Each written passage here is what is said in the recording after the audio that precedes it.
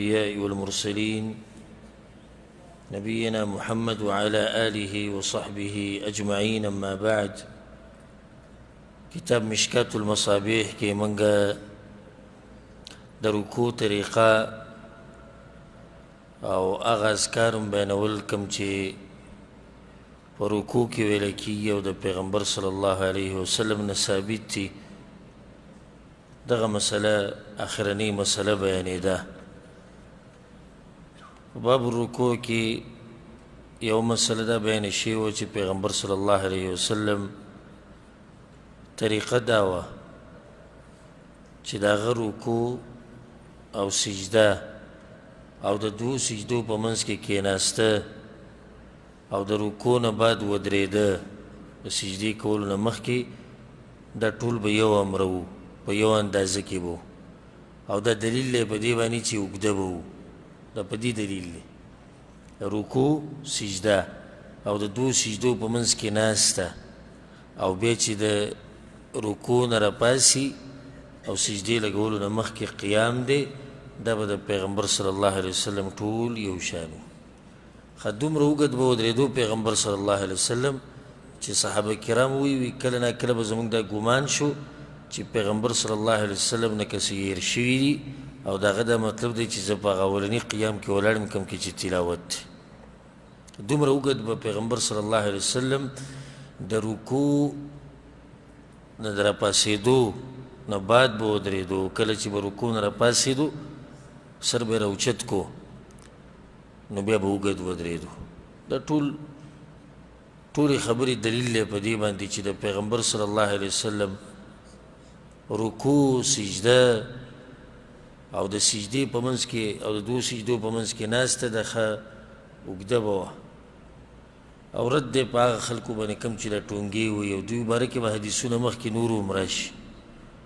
نو د رکوع د لګولو صحیح طریقه هغه دا دی چې انسان ښه مطمئن رکوع وکړي. رکوع ته چې کته شوي نو بیا به دا زنګنان دا پرې دواړو لاسونو باندې مضبوط ونیسي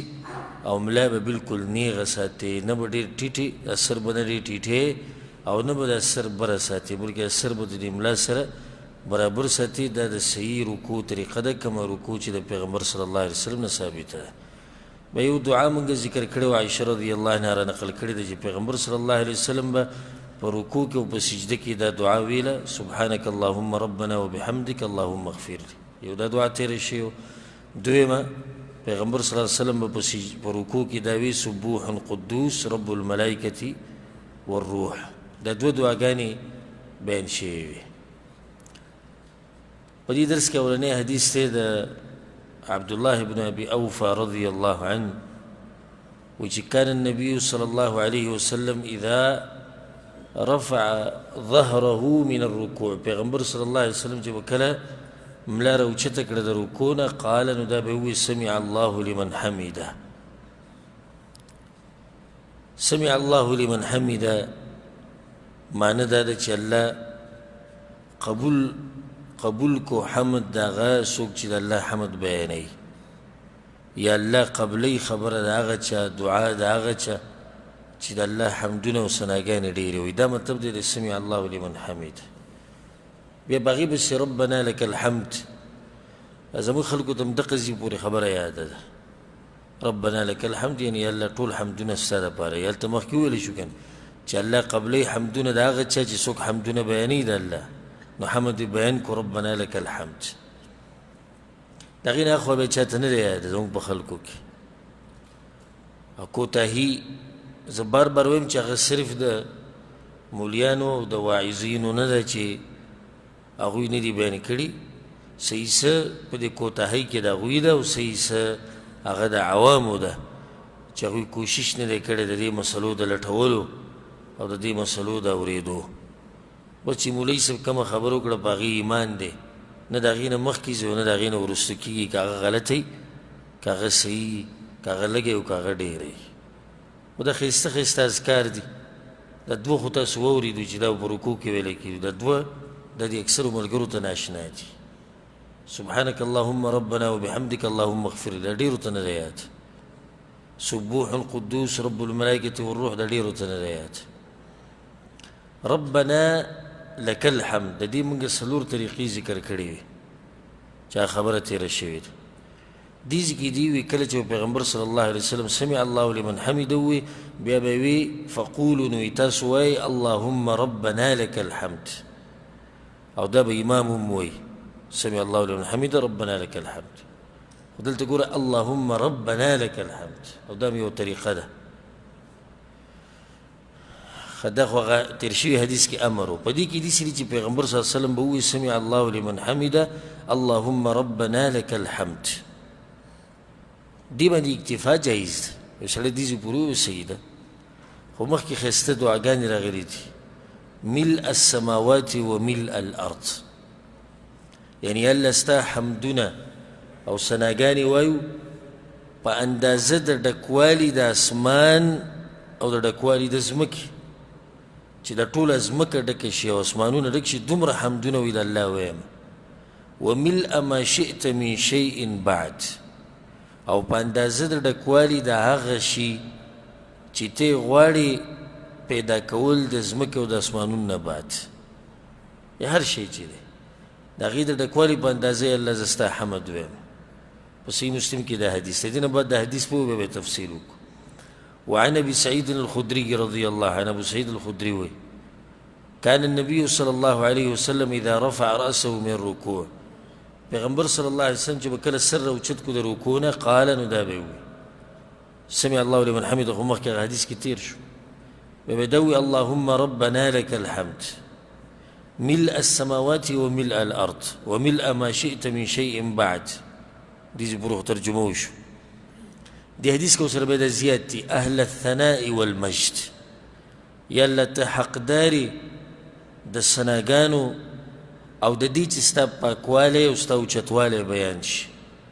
احق ما قال العبد بندگان چې ستا کوم صفتونه بیانوي یاله ته د هغې حقدار وکلنا لك عبد او یاله موږ ټول ستا بندګان یو اللهم لا مانع لما اعطیت یاله ته چې څه شی ورکوې نو څوک یې منع کولی نه شي ولا معطي لما منعت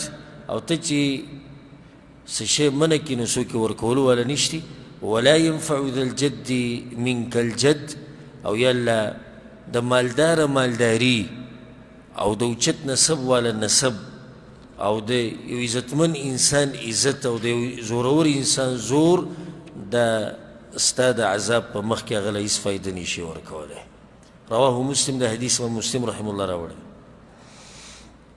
دا دعا چاته یاد ده احمد شاه وی وای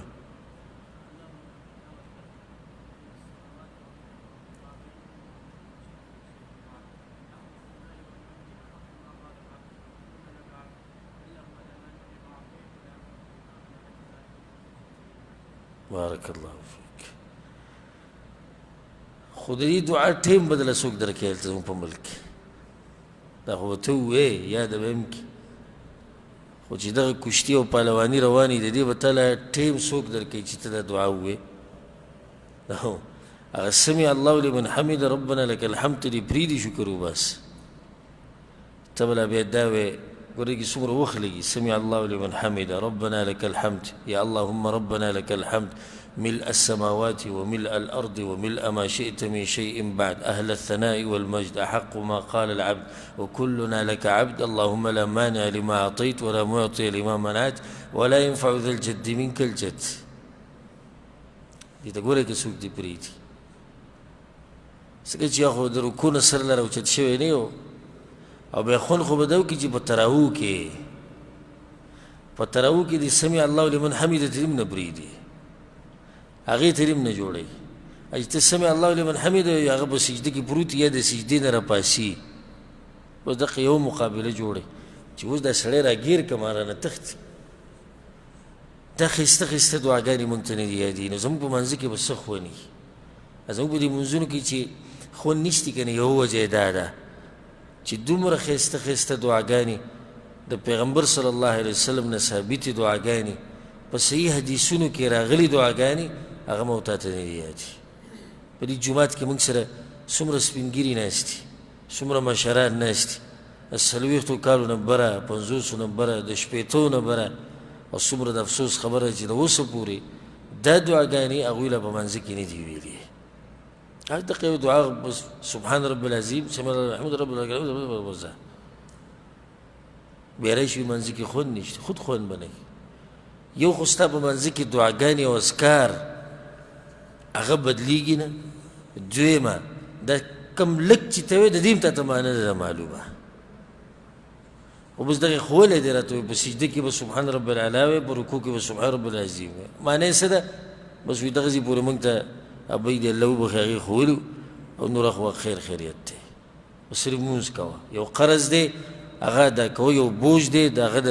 اوږو نه کوزوه او بیا منډه کوه د جومات نه تخته. د افسوس خبره ده که نه ده د افسوس؟ لکه کله چې د دنیا والو نه ډیوټي او دیاړي او کار ترې ضایع شي او دی سهار راپاڅي ګړۍ ته وګوري 8 بجې دي. الله دا خو ټیکهدار ویلي چې 6 بجې به وځو، یوه ورځ د ده پوره ضایع شو. د ده د زړه دومره راپړسېدلی تپوس یې مه کوه بیا. پوره ورځ پوره شپه بیا د مخ داسې کړی چا سره خبرې نه کوي، غوسې ولکه د یوې ورځې دیاړي ته لاړ. څومره اجرونه زموږ نه لاړو. او ځکه کله چې عبدالله بن عمر رضی الله عنهما دا حدیث واورېدو چې پیغمبر صلی الله علیه وسلم وایي چې چا جنازه وکړه په مړي باندې نو دله به الله د جبل احد امره ثواب ورکړي، او چې بیا ورسره لاړ د ښخولو پورې ورسره و نو لکه 2 غرونو امره ثواب به درته میلاویږي. هغه د دې حدیث ته تاکید دپاره د پیغمبر صلی الله علیه وسلم کور ته راغی او د هغه د بیبیانو نه تپوس وکړو آیا پیغمبر صلی الله علیه وسلم په رښتیا دا خبره کړې وې؟ او یو کاڼی ورسره په لاس کې و هغه یې د ځمکې نه راواچو د غوسې نه وی لقد فرطنا فی قراریط کثیره، دا خو زموږ نه ډېر غرونه ضایع شوي دي. بیا خفه شو چې موږ ته د اجر معلوم وي د اوسه پورې موږ څومره اجر ګټلی. نو دا د خفګان خبره ده چې د اوسه پورې موږ ته دا دعاګانې او د اذکار نه ویات. نو دا د رکوع نه چې راپاسې دا دعا ده. خو په دې کې بل زیادت هم راغلی دی، هغه دا دی وعن رفاعة بن رافع رضي الله عنه رفاعة رضي الله عنه قال كنا نصلي وراء النبي صلى الله عليه وسلم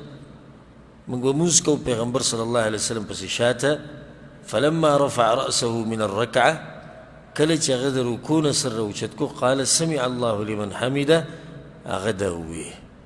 فقال رجل وراءه یو سړي شاته دا ووی وی ربنا ولك الحمد حمدا كثيرا طيبا مباركا فيه. او زده ټکی زیات وي. فلما انصرف کله چې پیغمبر صلی الله علیه وسلم موږ ختم کوی من المتکلم آنفا دا څوک دا خبرې چې وکړې دا دعا چا ووی دا حمدا كثيرا طيبا مباركا فيه چا ووی؟ قال انا غوی ما پیغمبر صلی الله علیه وسلم ته رأيت 37 ملكا يبتدرونها ايهم يكتبها اول. څه د پاسه 10 ملائک ما ولیدو چې د هغوی د مقابله و چې څوک به د دې د اجر مخکې لیکي او د عمل به لیکي. رواه البخاري، د حدیث امام بخاري رحمه الله راوړی. نو که دا ټول یو ځای وی نو بیا به څنګه وی؟ چا ته یاد ده؟ ته ووایه.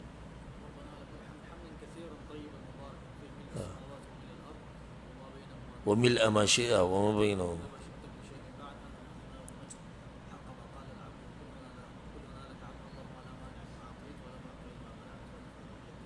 بارك الله فيك. سمع الله لمن حمده ربنا لك الحمد ربنا ولك الحمد تسمى ولا شيء. اللهم ربنا لك الحمد اللهم ربنا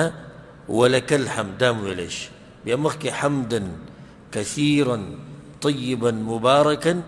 فيه ملء السماوات وملء الأرض وملء ما شئت من شيء بعد أهل الثناء والمجد أحق ما قال العبد وكلنا لك عبد اللهم لا مانع لما أعطيت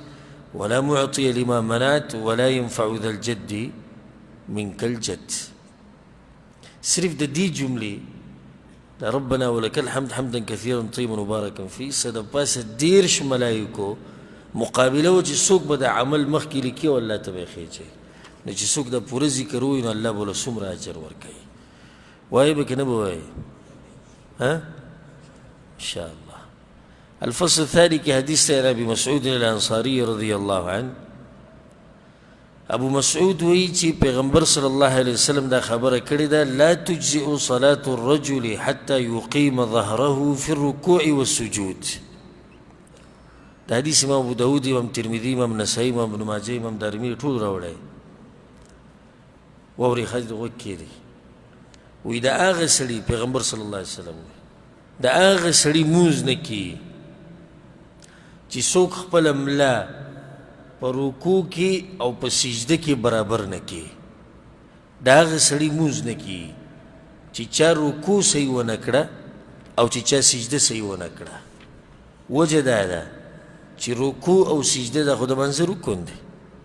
نو چې تا رکن ونه کو په دې رکات کې، نو دا رکات دې ونه شو، او چې رکات دې ونه شو نو مونځ دې ونه شو. دا معمولی خبرې نه دي، وړې خبرې چې زه خیر ابله بعض داسې ملا معمولي را ټیټه کړي وبه یې چې بره کې ته به چې د ملا هډوکی مات او بیا پاسېدلی نه یو سجدې له او سجده کې له ملا کته کړي نه او پوزه په ځمکه لګېدلي نه او بیا راټوپ کړي بره او بیا له سر اوچت کړی نه او بیا لاړ شي. د الله نه یره پکار ده، دا منځونه نه قبلېږي، دې ته غوږ کولو کوي. دا د پیغمبر صلی الله علیه وسلم فتوا د زما نه ده. ګوره لا تجزي صلاة الرجل، نه کېږي مونځ د هغه سړي، نه کېږي مونځ. دغه یو مونځ بار بار وایي موږ ته پاتې شوی د هغې دا حال. او دا بس زموږ ملګري الله سبحانه وتعالی ورته د سلفیت او د حق عقیده نصیب کړې ده، خو لا اوس پکې مغه پخوانی عادت پکې کله نه کله راوچت شي، ځکه چې عادت شوي لا ډېر نه. نو بعض ته زما خیال یو سپیډ ورکړي په دې منځ کې، بیا ورته رعایت شي روشي. د دې سپیډ سره عادت شوي دي، زموږ بوډاګانو سره عادت شوي. بوډاګان زنګونانې چې بالکل د کار نه که نه په کرسو چې ناسي، هغه هم دې سره عادت شوي دي. که چېرته مولوي صاحب یو ورځ روشي که نه، نو کې په کار خو دا چې بوډا خوشحاله شي چې زه زموږ د تبې مونځ دې وکړو. نو هغه ول اول اواز ورکړي مولوي صاحب مزه دې نه وه نن، پوره کشتي ده، مقابله ده، درس دروس دي، او بس بیا د جماعت نه راوځه او منډې کزه. د الله نه یره پکار ده. وعن عقبة بن عامر رضي الله عنه، عقبة بن عامر ولما نزلت فسبح باسم ربك العظيم، کله چې دا آیت نازل شو فسبح باسم ربك العظيم، دا په سورة الواقعه کې دی، 4 نمبر آیت. وکله چې دا نازل شو قال رسول الله صلی الله علیه وسلم، پیغمبر صلی الله علیه وسلم وی اجعلوها فی رکوعکم، دا په خپل رکوع کې کوي. څنګه په رکوع کې کوي؟ دې کې امر دی، وی د خپل رب پاکي ووایه، د هغه په نوم پاکي ووایه چې عظیم دی، عظمت والا دی. بل حدیث کې خوازیه راغلي چې سبحان ربي العظیم به وایي. اجعلوها فی رکوعکم، دا په رکوع کې کوي. فلما نزلت سبح اسم ربك الأعلى، أو بيجي كانت دائت نازل شو سبح اسم ربك الأعلى، قال النبي صلى الله عليه وسلم، پیغمبر صلى الله عليه وسلم وي اجعلوها في سجودكم، دا بقبل سجده كي سنگه بسجده كي سبحان ربي الأعلى. بيدوانو كي أمر دي كان اولنی کی وی پاکی وی دی کی وی پاکی وی امر باندې ته عمل څنګه وکړو؟ په رکوع کې د سبحان رب العظیم وی، په سجده کې د سوي سبحان ربي الاعلى. پاک دې زما رب چې هغه اوچت دی، الاعلى او العظیم، پاک دې زما رب چې هغه عظیم دی، عظمتونو والا دی، زورور دی، لوی دی، اوچت دی. دا حدیث ابو داود، امام ابن ماجه، امام دارمی راوړی. او د دې به تفصیل کوو چې څو پیرې به وایي، اوس دا حدیث روان دی. وعن عون بن عبد الله عن ابن مسعود رضي الله عنه، عبد الله بن مسعود وي قال النبي صلى الله عليه وسلم، پیغمبر صلى الله عليه وسلم وي اذا ركع احدكم، کله چې بتاسو کې څوک رکوع کی، فقال في ركوعه، نو وی دی بخپل رکوع کې سبحان ربي العظيم 3 مرات، څو پیرې دی وي؟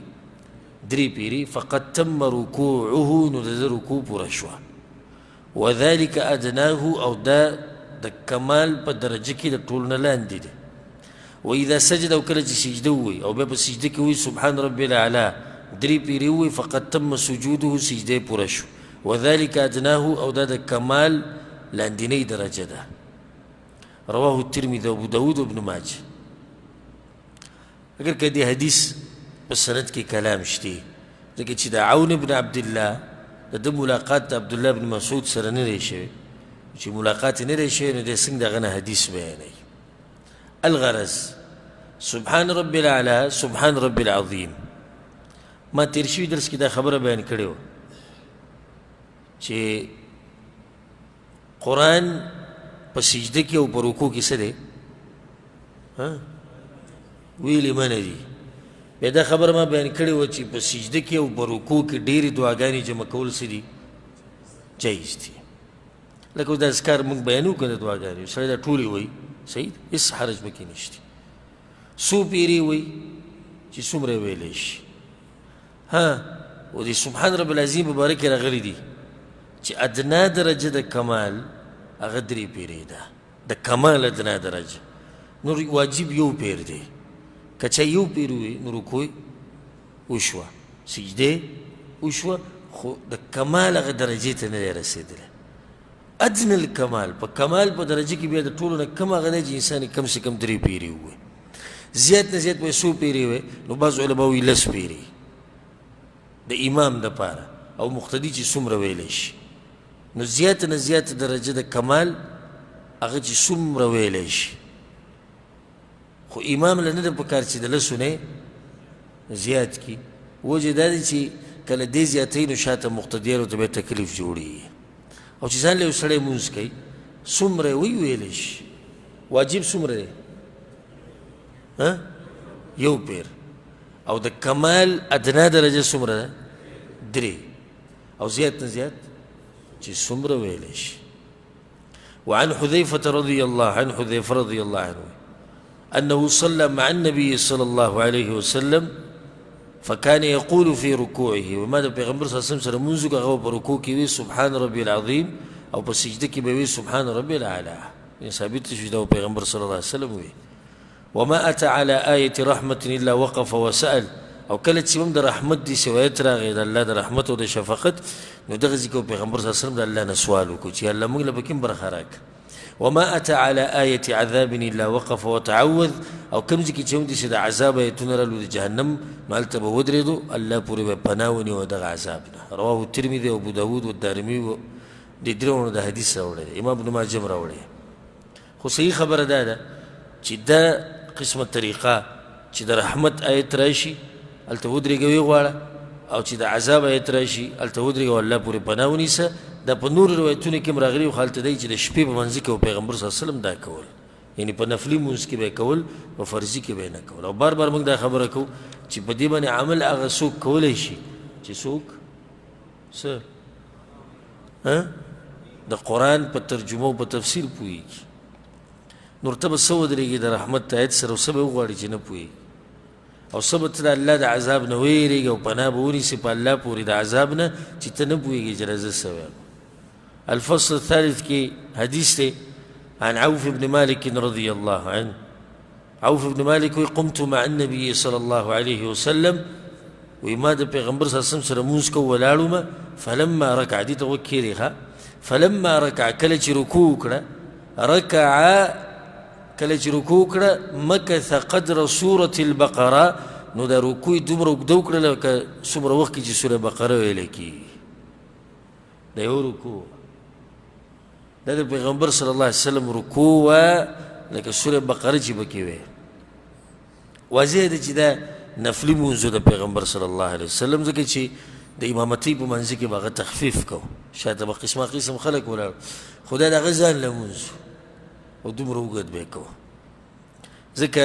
عبدالله بن مسعود رضی الله عنه وایي زه پیر د پیغمبر صلی الله علیه وسلم سره ولاړم د شپې مونځ یې کو وی هغه دومره اوږد شو دومره اوږد شو تر دې چې زړه کې مې یو ناروا سوچ راغی چې عبدالله بن مسعود تنګېږي او ناروا سوچ زړه کې راځي دا به څه مونځ وي ملګرو ته یې څه سوچ راغی زړه کې مې دا رالو چې کښېنم او پیغمبر صلی الله علیه وسلم دې ولاړې حذیفه بن الیمان رضی الله عنه وی یو پیر د پیغمبر صلی الله علیه وسلم سره ودرېدم د شپې په منځ کې وی سوره بقره شروع کړه وی ما چې اوس به یې ختمه کړي اوس به رکوع له لاړ شي اوس به رکوع له لاړ شي وی سورت یې پوره ختم کړو وی ما چې زه ختم یې کړو اوس به رکوع له لاړ شي وی سورة النساء یې شروع کړه وما چې وس په رکوع وس په سورت ختم کو وما چې زه ختم کو وس په رکوع لاړ شو سورت ال عمران یې شروع کو سورت ال عمران ختم کو بیا رکوع لاړ یعنی تقریبا په نیمې سپارې د په یو رکعت کې ویلي داسې مونځونه دا وي او ځکه به هغوی له دې مونځ خوند ورکوه وجه دا وه چې هغوی دا خبره یقیني منله موږ هسې په خوله وایو چې دا مونځ زما او د الله په منځ کې جرګه ده نو چې اوس د الله سره انسان په جرګه کې ولاړي نو پکار ده چې ښه ښایسته جرګه وشي ښه اوږده جرګه وشي ښه خوږه جرګه وشي نو دلته یو خبره خو دا شوه عوف بن مالک وایي چې د پیغمبر صلی الله علیه وسلم رکوع دومره اوږده وه ویقول فی رکوعه او په رکوع کې به دا وي سبحان ذي الجبروت والملكوت والكبرياء والعظمة رواه النسائي ده حديث امام نسائي راوړی سبحان ذي الجبروت پاک دے اغه رب چې هغه د قهر خاوند دی والملکوت د باچایي خاوند دی والکبریا او تکبر والا دی والعظمه واللوی والا دی ټول صفات چې په چا کې دي او د چا دي نو هغه پاک ذات دی دا بل ذکر شو ذهن کې برای کنه آسان دی سبحان ذي الجبروت والملكوت والكبرياء والعظمة دبل ذكر شو دروكو وعن سعيد بن جبير رحمه الله سعيد بن جبير وي سمعت أنس بن مالك رضي الله عنه ماذا أنس بن مالك ندا خبره وريدلي خدا سعيد بن جبير تابعي دي دوی ما دي صحابين دا خبره وريدلي ده وي ما صليت وراء أحد بعد رسول الله صلى الله عليه وسلم أشبه صلاة بصلاة رسول الله صلى الله عليه وسلم من هذا الفتى ما ويد پیغمبر صلى الله عليه وسلم د وفات نه بعد په دې چې چا پسې موز نه دی کړی چې د هغه موز دی د پیغمبر د منځه په شان یي لکه څنګه چې دی ځوان وکړو یعنی عمر ابن عبد العزيز اشاره عمر ابن عبد العزيز ته خلیفت وی دا ځوان بالکل د امامتۍ کې چې راکم مونځ ورکوي نو دا بالکل دې سیده لکه څنګه چې پیغمبر صلی الله علیه وسلم ولي وی فحذرنا ركوعه 10 تسبيحات وسجوده 10 تسبيحات وما اندازه ولګوله څومره رکوع چې دی لګوي نو پای کې لس پیرې سبحان رب العظیم ویل کېږي او څومره سجده چې ده ولګوله نو پای کې لس پیرې سبحان رب الاعلی ویل کېږي او همدغه شان پیغمبر صلی الله علیه وسلم کول رواه ابو داود والنسائي ده حديث دوانو راوړي وعن شقيق رحمه الله وإن حذيفة دي حديث غوكي دي ناشنا روايات وإن حذيفة رأى رجلا لا يتم ركوعه ولا سجوده حذيفة رضي الله عنه بجمعات کې ناس یو سړی راننوته مونځ یې وکړو او په دې منځ کې نه سجده برابر وکړه او نه رکوع برابر وکړه فلما قضى صلاته دعاه کله چې سړی مونځ ختم کو حذيفه راوغوښت ورته ما صلیت مونځ دې نه دی کړی وی تعلیم دی دا ورته نه دی ویلی چې مونځ دې څه دی نو کمې پکې دی یا خیر د وشو خو نقصان پکې و ناسې ورته ووایي ما صلیت مونځ دې نه دی کړی لکه وی او بیا دې ته ګوره وی ولو مت على غير الفطرة التي فطر الله محمدا صلى الله عليه وسلم او که مړ شوې په دې حال باندې که نه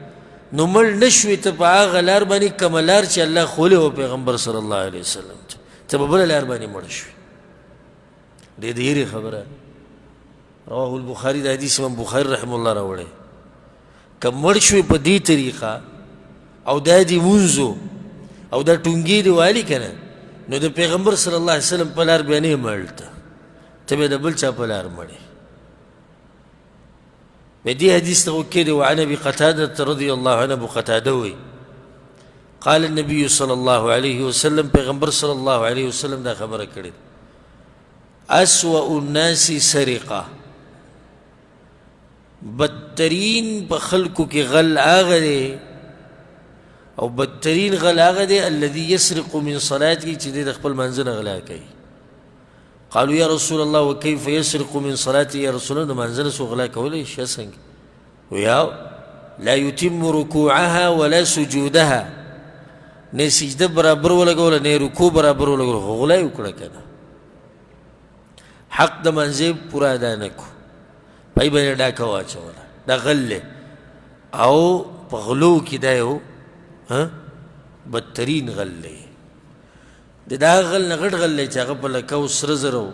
سپین زر پټۍ د هغوی نه غټ غل دی ځکه چې دی خو د الله حق او هغه آسان حق هغه د پوره نشي ورکولی په هغې کې غلاګانې کوي لګیا چې د دې غلا نه ځان ساتئ ګورئ او دا غلا په ډېرو کې ده یو سړی لګیا وي دلته یې د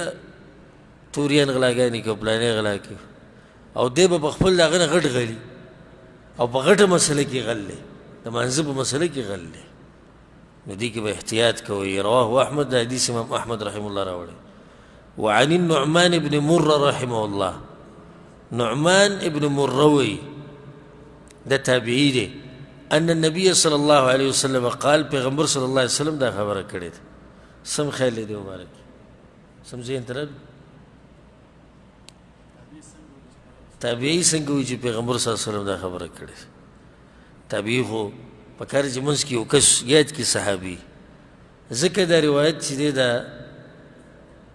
سندن قابل قبول نه دی خو داسې نور روایتونه شتي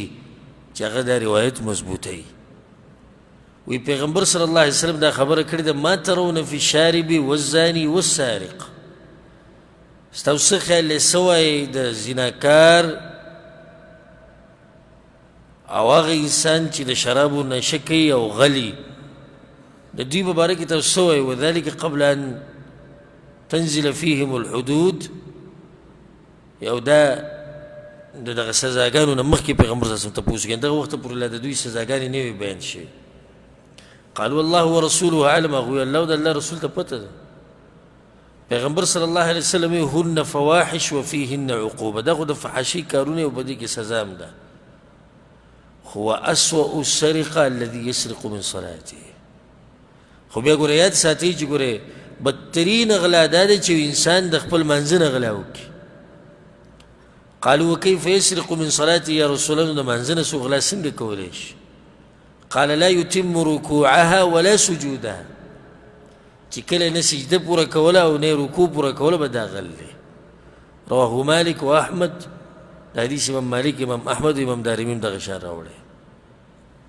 ورسېدی په دې باندې او که نه یې رسېدلی رکوع به پوره لګې رکوع ته به صحیح کته کېږي سجده به پوره برابر لګې او د سجدې مسایل روان دي دې پسې بیا د سجدې مسایل دي د رکوع مسلې خو په دې باندې ختمې شوې خو زه غواړم چې د رکوع د اذکار د یو قسمه ته ټول وي یو ځوان رجال لا تلهيهم تجارة ولا بيع عن ذكر الله وإقام الصلاة رجال صدقوا ما عاهدوا الله عليه دا کوم اذکار چې مونږ ویلي چا ذهن کې شتي په زوره ووایه داسې وایه اولنی بیا وایه دویم بیا دریم داسې اولنی سبحان ربي العظيم دویم سبوح قدوس رب الملائكة والروح دریم سبحانك اللهم ربنا وبحمدك اللهم اغفر لي سلورم سبحان ذي الجبروت والملكوت والكبرياء والعظمة سلور شو دوبة زياد كما نور حدیث امام ابو داود کی دیس راغلی دی وی پیغمبر صلی اللہ علیہ وسلم وی سبحان ربی العظیم و بحمده نسو شو پینزا سبحان ربی العظیم و بحمده شپاگم بسی بلوالا بسی مسلم کی دی اللهم لك ركعت وبك آمنت ولك أسلمت خشع لك سمعي وبصري ومخي وعظمي وعصبي ده چاته یاد مخکنه ته یاد قریسه اللهم لك خشع لك وبصري ومخي وعظمي وعصبي بارك الله فيك اللهم لك ركعت وبك آمنت ولك أسلمت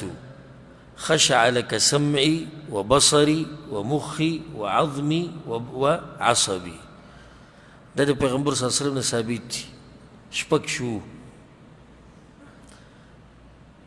که دا شپږ واړه چا یادې کړي او منځ کې کله یوه کله بله ویلې شپږ واړه ویل د ده د رکوع به څه ناشنا خوړي، خو په شرط د دې که یادې کوي که نه موږ یې ستاسو طرف نه یادې کړو.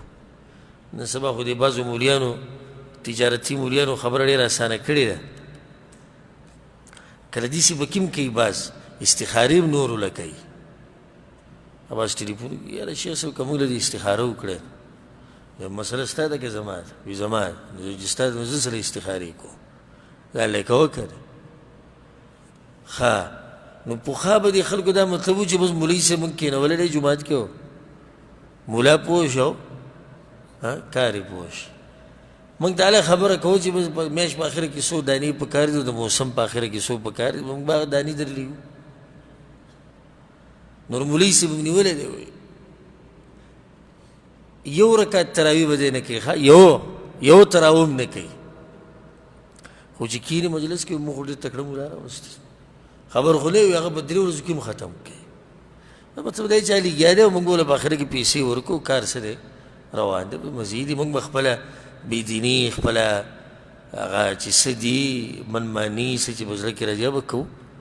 مولوي صاحب زموږ د طرف به ناست دلته نو دا تصور د ذهن نه لرې کوي. كل نفس بما كسبت رهینه. د قیامت پر ورځ الله وایي هر انسان په خپلو کړو کې ګاڼه شوی دی. تا چې څه کړي دي که نه د هغې به نه تپوس کېږي. دا تپوس تا نه کېږي چې مولوي صاحب څه کړي او د مولوي صاحب نه دا تپوس نه کېږي چې ده څه کول. ستا خپل عمل دی او د هغه خپل عمل دی. نو دا دعاګانې یادول پکار دي. په تاسو یادې کوئ، خپلو بچو ته یې وښایئ، خپلې ښځې ته یې وښایئ، خپل مور پلار ته یې وښایئ، یو ټکی ورته یاد کوي، الله به دله اجر درکړي او هغوی منځونه به هم ښایسته شي او د پیغمبر صلی الله علیه وسلم په طریقه به عمل وشي. ښه چې کله دا دعاګانې ته یادي نو رکوع نه سر به هم بیا زر نه راوچتې، ځکه چې دلته به ستا شوق وي زه دعا ووایم نو رکوع به دې ښه په ارام. خو چې دقه یو درته یادي سبحان رب العظیم نو بس بیا به دغه ګړزه لګېدلې ګړزه یو ټکی سبحان رب العظیم سبحان رب العظیم سبحان رب العظیم سبحان رب العظیم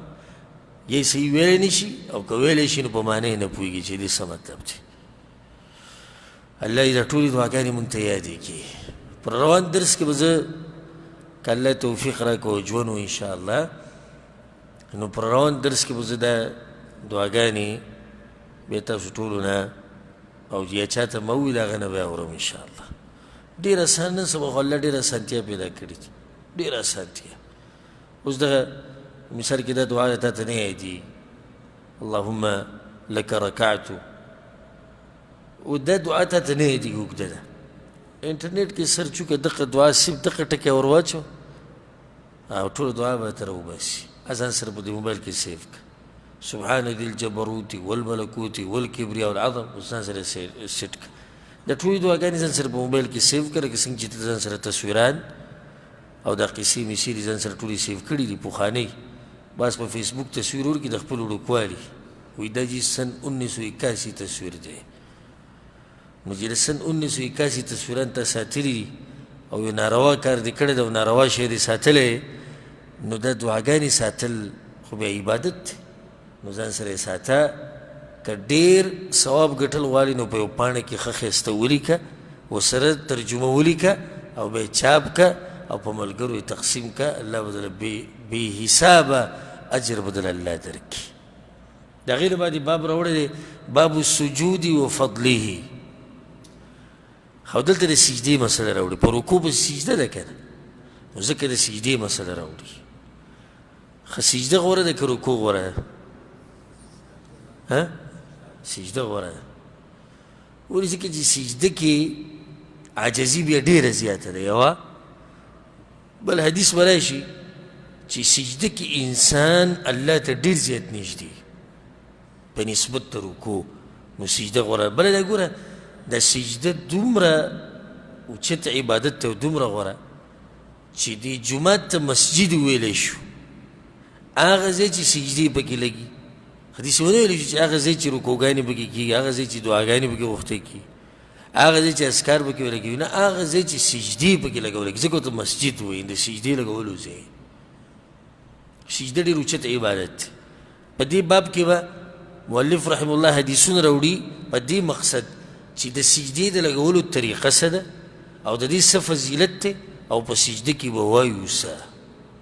یو څو حدیثونه په دې باب کې وایو انشاءالله کوم چې پاتې شي هغه بیا پر روانو درسونو کې پوره کول فصل اول کې حدیث دی عن ابن عباس رضي الله عنهما عبد الله بن عباس قال رسول الله صلى الله عليه وسلم پیغمبر صلی الله علیه وسلم دا خبره کړې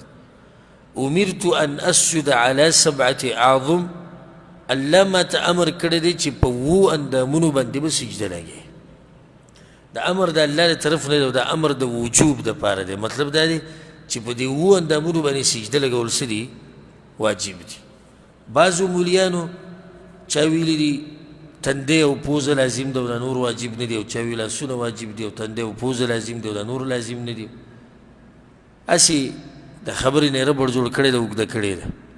د حدیث کې خوازی د موږ ته امر شوی د پیغمبر صلی الله علیه وسلم امر الله کړی 7 اندامونه په دې 7 اندامونو باندې سجده لګول لازم دی واجب دي کم یو دي علی الجبهه تندې شو په بل حدیث کې راځي واشار الى الانف او اشاره وکړه څه ته پوزې ته نو تندې او پوزه د یو حسابي تندې او پوزه د یو حسابي والیدین او دوه لاسونه ورغوي والركبتين او دوه زنګونان واطراف القدمين او دوه خپو د ګوتو د سرونه سو شو وشو دا سجده ده شرعي سجده کوم چې شریعت خولې ده موږ ته هغه دا دی چې د 7 اندامونو پکې لازم لګي الا یو سړی معذوره یا خو داسې معذوره دی چې په ناسته مونځ کې د سره سجدې ته راکته کېدی نه شي او دی خو معاف دی د هر څه نه یا داسې معذوره دی چې یو اندام کمزوری دی لکه یو لاس یې نشتی یا یو لاس یې زخمي دی یا پوزه زخمی شوی ده یا ډاکټر ورته وایي چې پوزه په ځمکه نه لګي نو دا بیا معذوره دی خو چې عذر نه وي نو بیا په دې 7 اندامونو باندې سجده لګول دا واجب دي په دې کې یو فایده په دې عربو کې دا عادت دی بعض عربو کې چې دوی کله سجده ولګي نو اکثر د خپې ځان پسې شاته راوچتوي د بعضو کې دا عادت دی او دا کوتاهي په دوی کې شتي کله چې ما داسې لیدلي دي چې جومات کې ته ناست وي لګی نفلي مونځ به کې به د خپې به شاته لګوي کله به اوچتوي کله به یې لګوي نو اکثر ملګري سوال کوي چې دا سجده کېږي او که نه نو جواب دا دی که چېرته د اول نه د اخره پورې د ده د خپې اوچت کي نو بیا خو یې سجده نه ده شوې او که چېرته لږ وخت دپاره یې پکې د خپې کته لګولې ده نو بیا یې سجده وشوه او دا طریقه غلطه ده نه وه په کار چې د خپې هسې اوچتې کړي دغه شان دا بعض خلک سجده ولګوي نو تندی یې لګولی او پوزه ځمکې نه اوچته تندی یې داسې ولګولی او بیا یې داسې نیغ کړی سم نو چې تندی ولګوي او داسې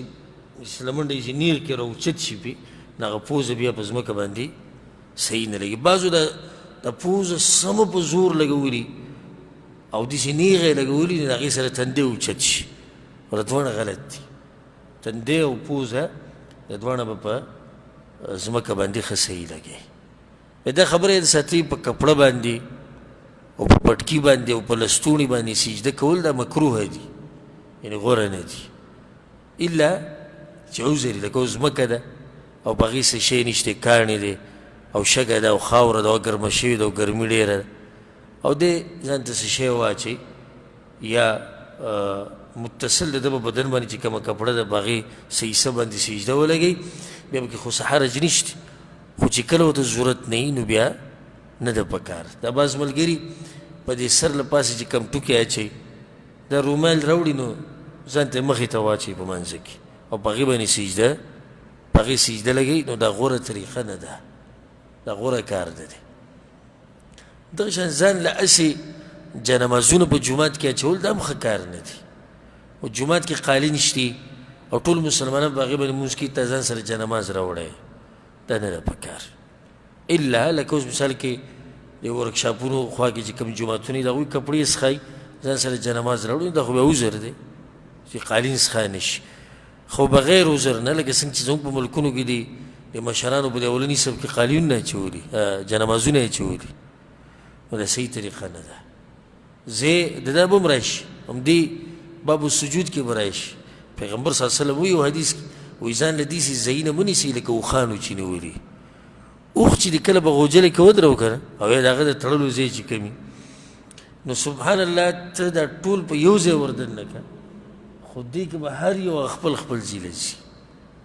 مړی که خو بل ځي ته نه راشي همغه ځي کې ولاړي پیغمبر صلی الله علیه وسلم تاسو د اوښانو پېښې مه کوئ چې جومات کې ځان له ځای نیولی او چا نماز هم پې اچولی ا خالي پروت یو سړی وختي راغلی دی غریب خو دغسې د غریب شه را مخکې کېدی او دا ځوان شی د اقامت سره منډې ویو او په دغه ځي کې ودرېږي ولې ها که یو سړی دومره کوي چې ځم او راځم دا دی خو نه هلته خو پوخ ځای نیولی خو دا نه چې ځم او راځم او ورکه اوس یو سړی جومات کې ناست دی ټلیفون ورته راغی ضروري دی دپاره وځي یا مسواک تیر شوی دی یا یو کس ورته ولاړ دی یو جواب ورکوي او راځي ملګري ته وایي زه اوس راځم بس خبره ده خو دا چې پاخه زه پوخ ځان له ځای وځم خو د الله کور دی خو چې څوک مخې ته راغی هغه څه دی هغه حقدار دی څوک مخکې راغی هغه حقدار دی زموږ والد صاحب خبره کوله د یو مشر وی هغه ځان ته قالین اچولی او د چا نماز اچولی و جومات کې نو هغه به ته د هلکانو پټه یو ورځ دویمه ورځ درېیمه وی بیا جومات کې ودرېد او قسم یې وخوړ وایي تاسو خو دا چل شروع کړی خو که سبا چا د چلو کړو دا جومات په دیزې سوری کوم او رابهیږي دی په دیزې باندې دا اوس غلطه طریقه ده چې دومره پورې تا ځان له ځي خو د الله کور دی چې څوک مخکې کې راغی بس د هغه حق دی هغې د پکې لمونځ کوي خبره مې دې پورې کوله چې په دې جومات کې ځان ته جدا جنمازونه اچول دا ښه کار نه دی او د عذر حالات ما هغه بیان کړو ولا نکفت الثياب ولا الشعر او پیغمبر صلی الله علیه وسلم دې نه موږ منع کړي چې ویښته به نه راجمع کې او کپړې به په منځ کې نه راجمع کې متفق علیه د حدیث په صحیح بخاري صحیح مسلم کې د کپړو د راجمع کولو څه مطلب دی دا لستوڼي چې راړولي یا پینسي چې راماتې کړي د دې نه منع راغلی دا په منځ کې نه کړي بعض کسان منځ کې لګي دا برابري او که د بهر نه یې داسې مات کړي و راغی دواړه منع دي او دغه شان ویښته راجمع کول لکه د یو سړي ویښته راجمع کړي او د شاته یې تړلي دا په منځ کې او بغیر منځ کې هم ناروا دي یو حدیث کې دا راځي چې پیغمبر صلی الله علیه وسلم وایي چې څوک دا سړو کې دا ویښته یې راټول کړي او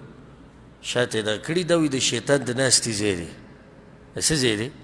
شیطان د ناستې ځکه یو حکمت دا ذکر شوی دی وی ولې پیغمبر صلی الله علیه وسلم منع کړي د ویښتو راجمع کولو نه وایي ځکه چې دا خو د شیطان د ناستې ځای ده جوړ کړی او د نن سبا دا بعض هلکان چې ویني ښه باقاعده چونټ یې کړي او هغې ته ربړ اچولی او د ښځو هغه کیچرې میچرې چې راځي هغې ورته اچولي او لاس ته لاسبندۍ او غاړې ته امیلي او اکثر یو والی او دا خلک خو د تعجب په نظر ګوري چې دا کم مخلوق روان دی خو د دې دا سوچ چې شیطان ورته هم په زړه کې دا چې ګوره څومره ښایسته ښکاري هر سړی د پسې سر راتاوي خبر خو نه چې دا خلک ولې سر راتاوي نو ځکه دې نه خو منه بهر مانځه کې هم ده او مانځه کې هم ده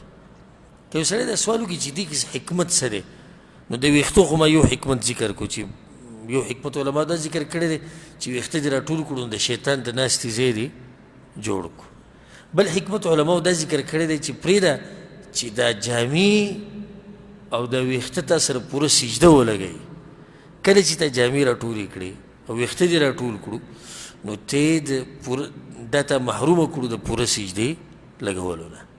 چا دا خبر هم کړې ده چې دا کپړې راټولول دا لستوڼي داسې بره کړي دا داسې د متکبرینو غونته کې نښه هم ده اکثر دا یې چې ځان یې بدماش وکړی که نه داسې ګرځي او دا ها صحیح ده یو سړي له ګرمي وشو اوچتې کړی څه خبره نه ده څه حرج به کې نشته منځه کې نه منځه کې نه بهر که اوچتې کړې د ګرمۍ د لاسه یا بل څه مشکل دی ورته خو بعض پکې داسې دي چې هغوی د یو قسمه سټایل دی په دې کې ورته ځان داسې ورته غږ ښکاري زه نورو خلکو نه اوچتې ورسېدی به که نه هنا بعد حديث عن انس رضي الله عنه انس بن مالك وي پیغمبر صلی الله علیه وسلم دا خبره کړې ده اعتدلوا في السجود سجده برابر سجده لګوي ولا يبسط احدكم ذراعيه انبساط الكلب او پتا شو کې چې څوک خپل سنګلې دي نه خوري لکه څنګه چې سپي خوري کړي متفق علیه دا حدیث په صحیح بخاری صحیح مسلم کې دی ادینه دا ثابت شو چې سنګلې به سنګلې به څنګه ساتي اوچتې به ساتي هایو حدیث کې دا راځي چې بعض صحابه کرام پر رسول الله پسې راغلي وي یا رسول الله موږ ستړي شو هغه به د شپې تهجد کول کنه هغوی خو سم تهجد یا رسول الله موږ ستړي شو په دې سجده کې دا سنګل چې دي چې نه ولي بر نه به دړ شروع کړي سړی ستړی شي پیغمبر صلی الله علیه وسلم هغوی له اجازت ورکړو د لګولو وایي د زنګون سره یې لګوئ نو چې به دې داسې لږ راسملی نو دمه شي دا خو د هغوی دپاره وه نن سبا څوک داسې سجده لګوي چې هغه ستړی شوی دی په دې ټونګو لګولو کې به هم ځوانشیر سنګرې خورې کړي ښه چې سر یې له پوره تله نه راوچت کړي ده به هم سنګرې پوره خورې کړي دې نه پیغمبر صلی الله علیه وسلم منع کړی وایي داسې سنګلې به نه خوري لکه څنګه چې سپی خوري که سپی هم لیدلی هغه دغه شان د سنګلې په ځمکه باندې خورې کړي شریعت ځای په ځای ګوره موږ د زناورو سره د مشابهت نه منع کړي یو ځای پکې دا دی وایي د سپو په شان هغوی چې څنګه سنګلې خوري تاسو به داسې نه خوروئ وعن البراء بن عازب رضي الله عنه براء بن عازب وي پیغمبر صلی الله علیه وسلم دا خبره کړې ده اذا سجدت فضع كفيك کله چې ته سجده ولګې نو د خپل ورغوي خمزیدار په دې په ځمکه ولګوه بل حدیث دا ثابت دی چې دا ګوتې به دې څه ته وي دا ګوتې به دې قبلې ته وي د لاس ګوتې به کوم طرف ته وي دا به قبلې ته وي بعضو ملګرو دا سجده مارېدلی داسې لګولي دا لاسونه یې سم اوچت کړي نو دا ګوتې را ماتې شي د قبلې نه کږې شوي او دا غلطه طریقه ده دا څه ده غلط طریقه ده کله چې تا صحیح سجده ولګوله معتدله سجده دې ولګوله نو دا ګوتې به دې څه دا به سیده بالکل قبلې ته دا صحیح سجده ده ورفع مرفقیک او د خپلې سنګلې به اوچتې ساتي د سنګلې به د ځمکې نه اوچتې ساتي رواه مسلم د حدیث امام مسلم رحمه الله راوړی وعن میمونة رضی الله عنها بل حدیث د میمونه دی وایي چې کان النبي صلی الله علیه وسلم اذا سجد جافا بین یدیه پیغمبر صلی الله علیه وسلم چې به کله سجده وکړه نو دا لاسونه به یې لرې ساتل څنګه به یې لرې ساتل د سنګلې به یې د ځمکې نه اوچتې ساتلې بیا د مټې به یې د سنګلو نه لرې ساتلې بیا د مټې به یې د دې اړخونو نه لرې ساتلې دا خېټه به بیا د ورنانو نه لرې ساتله ورنان به بیا د پنډو نه لرې ساتل ورسېدي به که نه دا سجده و پیغمبر صلی الله علیه وسلم لګوله وایي جافا بین یدیه د لاسونه به کولاو حتى لو ان بهمة ارادت ان تمر تحت يديه مرت که چرته د بیزې بچې هغه که چېرته د پیغمبر صلی الله علیه وسلم د سجده چې به لګولو د لاسونو لاندې تېرېدل غوښتونه تېر شوی به وی دا سجده به لګېده دا بس بلکل هغه پراته وي که نه ښه دا کومې مسلې چې ګوره زه بیانوم فایدې د ساتئ دا د ښځو دپاره هم دي د سړو دپاره هم دي ګوره رکوع کې مسله تېره شوه که نه چې ملا به بلکل اواره او سیده ساتي دا د ښځو دپاره هم ده هلته زموږ په ملک وایي نه جي د ښځو دپاره څه ده ملا به بلکل داسې معمولي راټیټه کړي لکه ولې وایي عورت یې ښکاره نه شي ټول غم دغه د عورت سره دی ښکاره نه شي او ښکاره نه شي نو ښځه خو کور کې لمونځ کوي په کور کې بیا اکثر په کمره کې ولاړې هغې ته ګوري څوک بل په پرده کې ښه غټ صادري غټې کپړې په دې کې عورت کله ښکاره کړي دا فرق بې دلیله دی دا فرق څه دی بې دلیله دی داخلي منځه کې څه فرق نشته موږ داخلي مونځ وایو صحیح ده چې عورت د زنانه په منځ کې پردې مسلې احکام جدا دي د صفونو مسله هغې باندې جمع لازم نه ده هغه چې کله زنانو له امامتي ورکوي نو په منځ کې به ودرېږي دا بارایي مسایل دي چې خو موږ دننه د منځه کیفیت بیانو هغه یو شان دي ځکه یو مولوي صاحب رد کو په موږ باندې چې دوی دا وایي چې د نارینه او د زنانه په منځ کې فرق نشته نو واورئ دلایل ما دا بیان ډېر په غور سره اورېدلی او رب الکعبه په الله ته قسم خورم چې زړه کې مې دا وکړه د دلایل بیان کړو او صحیح دلایل خو موږ به سبا دا مسله بیان کړو چې موږ په دې کې خطا وو یو درې څلور حدیثونه زما ذهن ته رالو هغه کمزوري حدیثونه دي سندن ما دې به دا بیانوي غوږ مې ورته ایښود نو هغه دا وی چې فرق په منځ کې نشتی ای سلفیانو د زنانه او د نارینه نو بیا ستا مور ولې جومات ته منزله نه راځي ستا سره په صف کې ولې نه ودرېږي یو دلیل دویم دلیل نو ستا خور بیا ولې د جومات امامتي نه ورکوي چې ته منځ کې فرق نشتی دویم دلیل دریم دلیل دا دی چې بیا په منځ کې خپل خور یا لور راوله نو خوا کې چې ورسره کوم سړي ولاړي چې د هغوی د خپو سره خپې لګوي او د هغوی د اوږو سره اوږې لګوي دا څلورم دلیل او بیا داسې لګي او خلکو لاندې سبحان الله نور بس ته څه ورته ووایه خو د داسې دلیل پیش کړو په هغې د پاسه نوره نه خیږي نور دې څه دلایل بیان کړي بیا مولا د پنجاب دی پنجابی دی وی پوه شوی به خبره که نه هغه یې پوه شو نو یې تپوس دې وکړئ که نه د دوی نه تپوس وکړئ چې څنګه تاسو وایئ چې مانځه کې فرق نشتی او ستا خور خو تا چې د ورځ جومات ته رانه وسته مانځله ځان سره مور دې رانه وسته نو قمقله ته زما په دعوه باندې اول پوه شوی نه یې چې څه وایم تا چې ته زموږ مسله اورېدلې نه ده په غور سره چې موږ څه وایو ام الدرداء رضی الله عنها امام بخاری سوی په صحیح بخاری کې دا روایت وی کانت تصلي صلاة الرجل هغې به بلکل داسې لمونځ کوو لکه څنګه چې سړي کوي وکانت امرأة فقیهه او ډېره پوهه ښځه وه په دې باره کې څه خیال دی په دې به هم دا اعتراض کوي چې ام الدرداء بیا د صحابه کرامو په منځ کې ولې نه ودرېده هغې ولې خپله خپې سر نه لګوله دا بعض مولیان د تعصب په دې دریاب کې دومره جوور ورکوشي چې بیا غریبانان اوتې بوتې شروع کړي په خبرو هم نه چې دا زه څه ویم او څه نه ویم اعتراضات دي نو موږ دا وایو چې منځه کې داخلي څه فرق نشته او دومره درته وایم ورب الکعبه چې څو پورې ژوندی یم زه به په انتظار یم او که زه مړ شوم نو زما ملګرو له یا زما کشرانو له دې بیا جواب ورکړي او یا زما بچو له او زما نسل له دې ورکړي د قیامته پورې مور داسې بچی نه دی راوړی چې یو صحیح حدیث ثابت کړي چې بهی کې دی چې د ښځې لمونځ او سړي منځه کې فرق دی دومره مضبوطه یې ویم به د الله په دې کور کې ویم او هغه ډکوسلې نه ولمسي